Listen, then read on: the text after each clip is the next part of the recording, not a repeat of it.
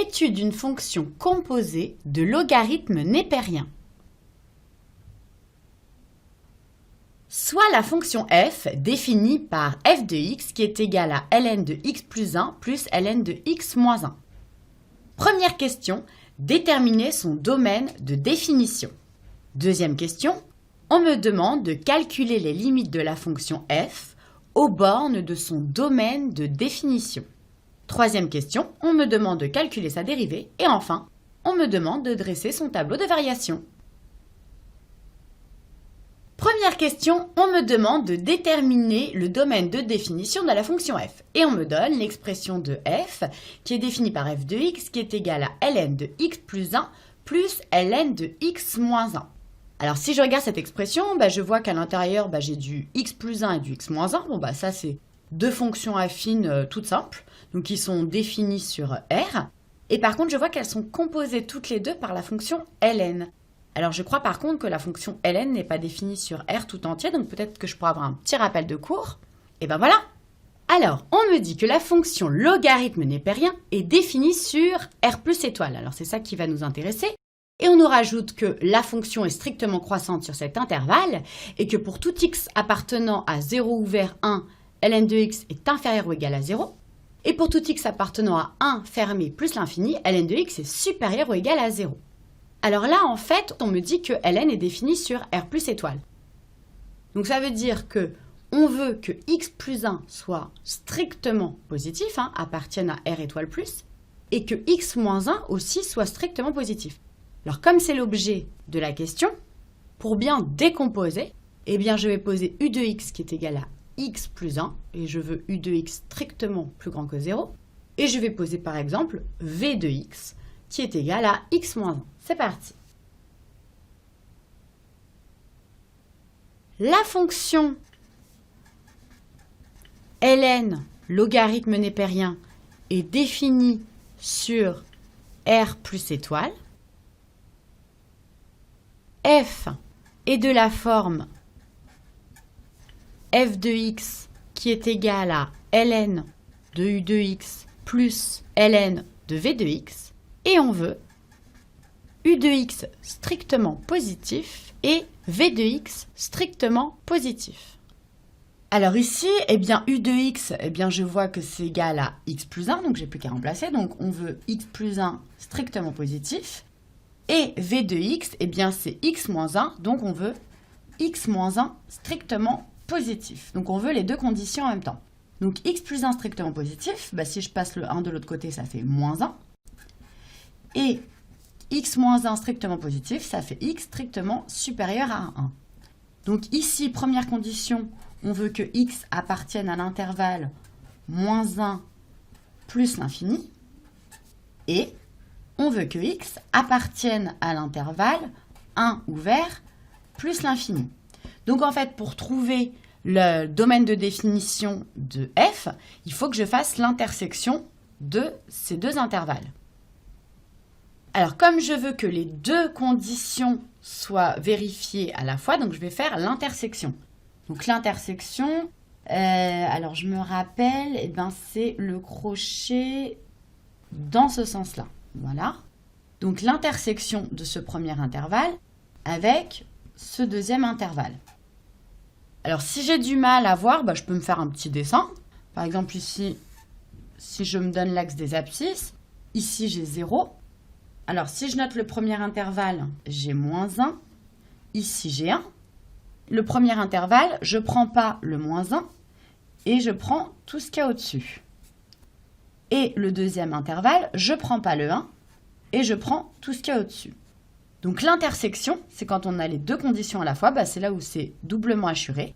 Donc c'est l'intervalle 1 ouvert plus l'infini. Donc je peux noter que l'ensemble de définition des deux f, je sais que je peux le noter aussi des deux f, c'est donc 1 plus l'infini. Je peux faire une petite phrase et je peux dire que f est défini sur l'intervalle 1 plus l'infini.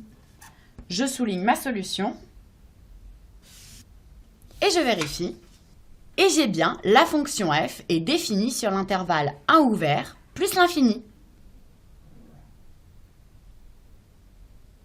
Deuxième question, on me demande de calculer les limites de la fonction f aux bornes de son domaine de définition. Et on me redonne l'expression de f de x. Alors, les bornes de son domaine de définition. Déjà, je vais rappeler quel était le domaine de définition de d de f. Alors, c'est ce que je viens de trouver dans la question 1. Et j'avais trouvé que d de f, c'est-à-dire l'ensemble de définition de la fonction f, c'était l'intervalle ouvert 1 plus l'infini. Donc, je vais regarder la limite de f de x en 1 et la limite de f de x en plus l'infini. Je vais commencer par 1. Limite de f de x en 1 plus. 1 plus, c'est lorsque x tend vers 1, mais que les valeurs sont plus grandes que 1. Si je me fais ici un petit axe des abscisses, que ici j'ai mon 0 et que j'ai 1, ça veut dire que je vais regarder f de x quand je viens par ici et pas quand je viens de là. Si je viens de là, ce serait 1 moins. Je vais regarder la limite de f de x lorsque x tend vers 1 et que x est plus grand que 1, c'est-à-dire lorsque x tend vers 1 plus. Alors la limite de f de x lorsque x tend vers 1 plus, c'est la limite de ln de x plus 1 plus la limite de ln de x moins 1 lorsque x tend vers 1 par les valeurs positives. Alors, je vais regarder d'abord la limite de ln de x plus 1 lorsque x tend vers 1 par les valeurs positives. Et ici, il n'y a pas de problème parce que je vois que si je remplace juste x par 1, ça me fait 1 plus 1, ça me fait ln de 2. Et ln de 2, c'est un réel. Ça ne me pose pas de problème. Très bien. Donc maintenant, je regarde la limite de ln de x moins 1 lorsque x tend vers 1 par les valeurs plus grandes que 1. Alors ici, si je remplace x par 1, je vois que ça va faire 1 moins 1, ça va faire 0. Et comme ça vient par les valeurs positives, ça va faire ici comme si ça tendait par 0 plus. Alors si je fais un petit changement de variable, si je pose grand X qui est égal à x moins 1, ici si mon petit x tend vers 1, mon grand X il va tendre vers 0. Donc ici si je remplace avec mon changement de variable, ici je vais avoir ln, donc du coup je peux remplacer ici de grand X, et ici mon grand X il va tendre, donc je viens de le voir, vers 0 plus. Alors, limite de ln de x en 0 plus. Alors ça, je sais que c'est dans le cours, c'est les limites de ln. Je vais faire un petit peu de place. Donc, petit rappel de cours sur les limites de logarithme népérien. Alors, on me dit que la limite de ln de x lorsque x tend vers 0 plus, c'est-à-dire 0 par les valeurs positives, ce qui est obligatoire puisque ln est définie sur 0 plus l'infini, et cette limite vaut moins l'infini. Et on me dit que ln de x, lorsque x tend vers plus l'infini, c'est plus l'infini. Alors, ce qui m'intéresse, c'est celle-ci, c'est exactement ce que j'ai, sauf que là, j'ai des grands x, et là, j'ai des petits x. Ce qui ne change rien du tout parce que c'est ce qu'on appelle une variable muette. Ce qui compte, c'est d'avoir les mêmes x là et là. Donc, je peux écrire tout simplement que ma limite vaut moins l'infini. Alors, ce petit rappel de cours que je viens de voir, je peux aussi me le rappeler. C'est-à-dire que si je me fais un petit graphique, hop, ici avec l'axe des abscisses et ici l'axe des ordonnées, ici, j'ai le point de coordonnées 1, 0. Hop.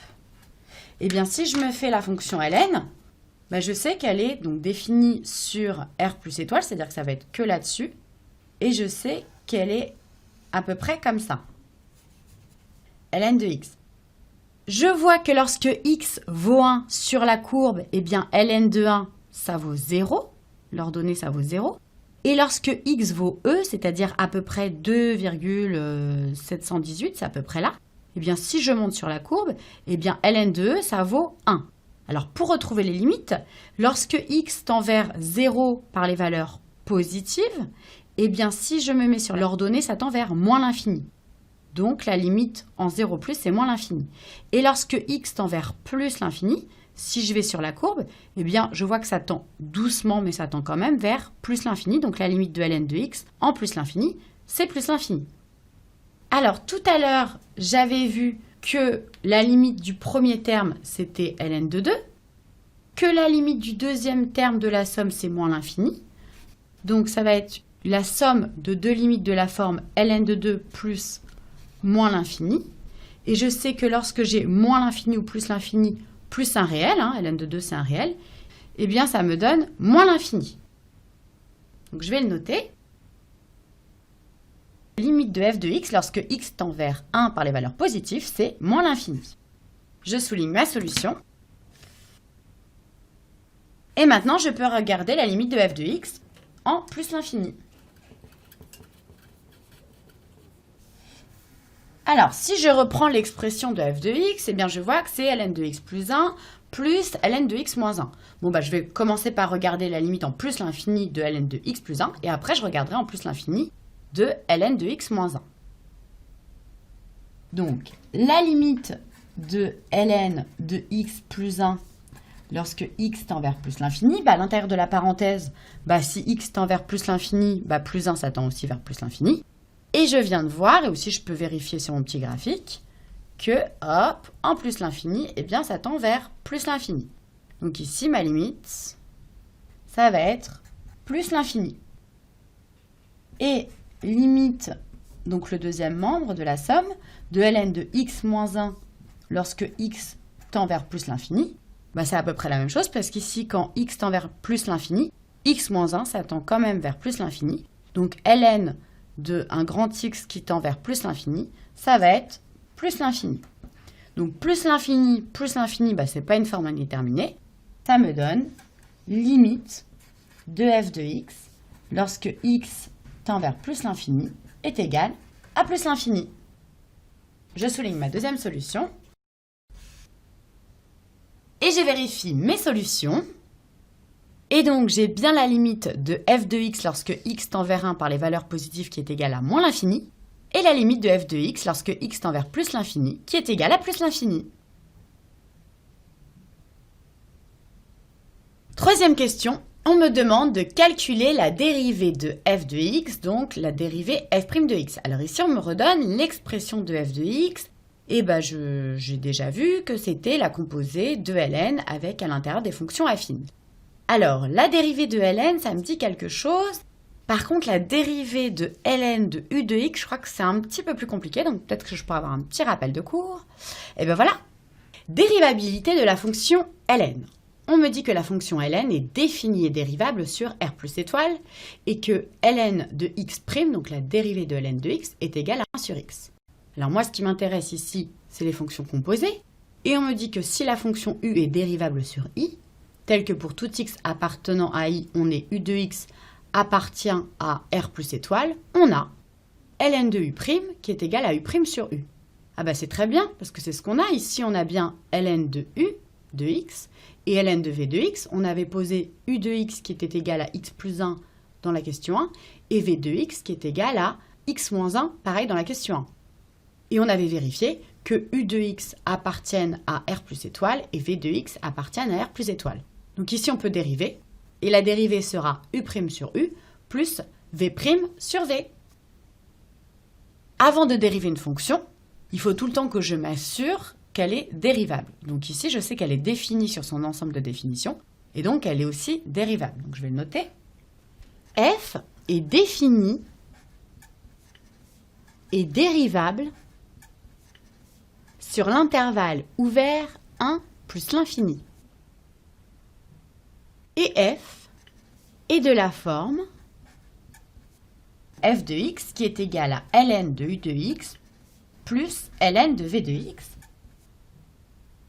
avec, c'est les mêmes notations qu'on avait pris dans la première question, u de x qui est égal à x plus 1 et v de x qui est égal à x moins 1.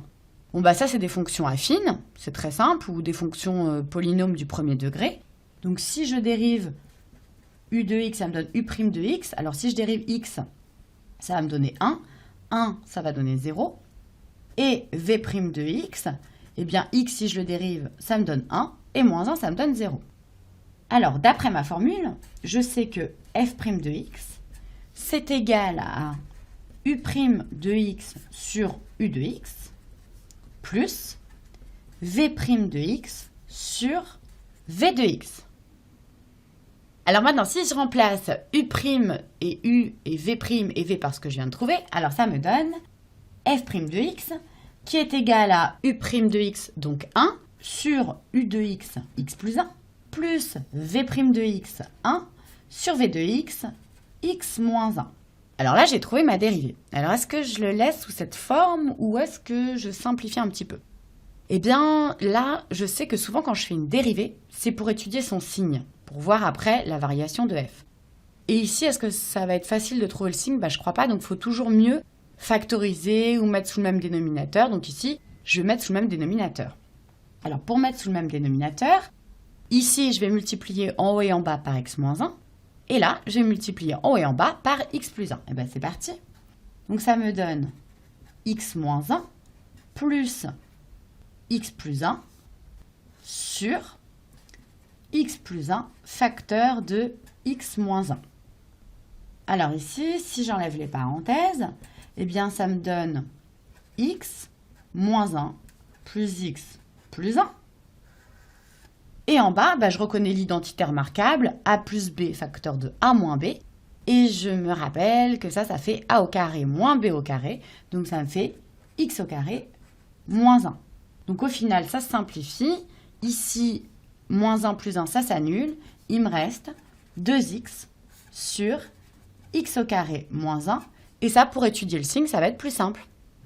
Et donc, je peux écrire en conclusion que pour tout x appartenant à mon ensemble de définitions, c'est-à-dire 1 plus l'infini, j'ai trouvé que la dérivée de f de x, donc f' de x, est égale à 2x sur x au carré moins 1. Je souligne ma solution et je vérifie. Et j'ai bien, pour tout x appartenant au domaine de définition, c'est-à-dire 1 plus l'infini, f' de x est égal à 2x sur x au carré moins 1. Dernière question, on me demande de dresser le tableau de variation de la fonction f. Alors, pour dresser un tableau de variation, eh bien, je sais qu'il y a un rapport, une corrélation entre le signe de f' de x et sa variation. Peut-être que je pourrais avoir un petit rappel de cours.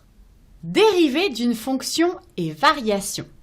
Pour une fonction f dérivable sur un intervalle i, on a les théorèmes suivants.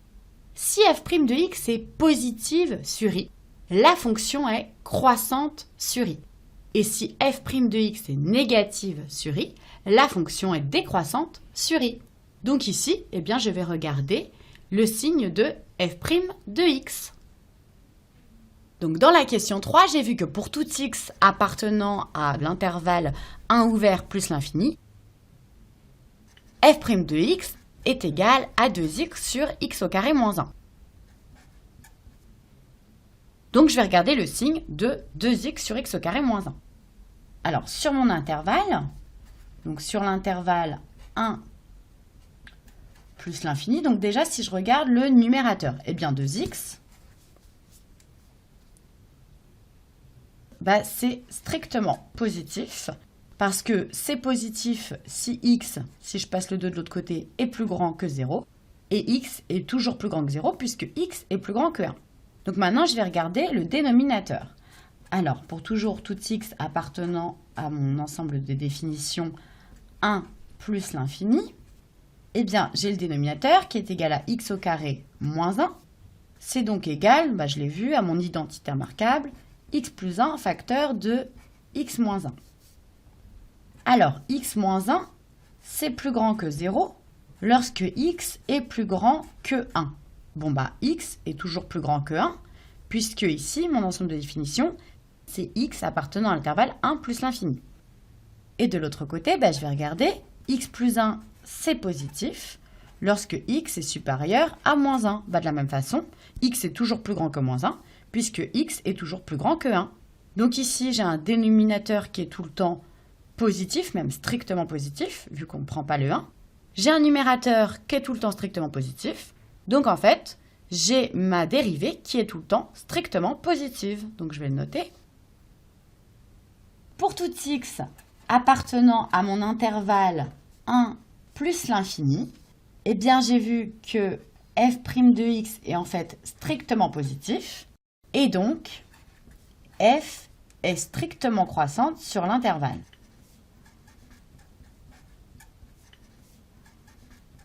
Donc, je vais faire mon tableau de variation. Donc ici, je mets les x.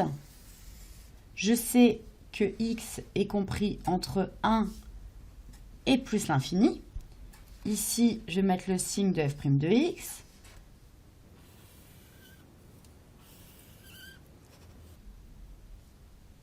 Donc, le 1, il n'est pas compris, donc c'est une valeur interdite. Je me rappelle que pour bien montrer que c'est une valeur interdite, je fais une double barre en dessous. J'ai vu que f' de x était tout le temps strictement positif. Donc, f est strictement croissant, donc je fais une flèche qui monte. Et j'avais vu dans les questions précédentes les limites aux bornes de l'ensemble de définition. Et j'avais vu qu'en plus l'infini, c'était plus l'infini. Et que la limite en 1 par les valeurs positives, c'était moins l'infini. Donc voilà, j'ai fini mon tableau de variation. Je vais faire un petit peu de place et je vais vérifier la solution.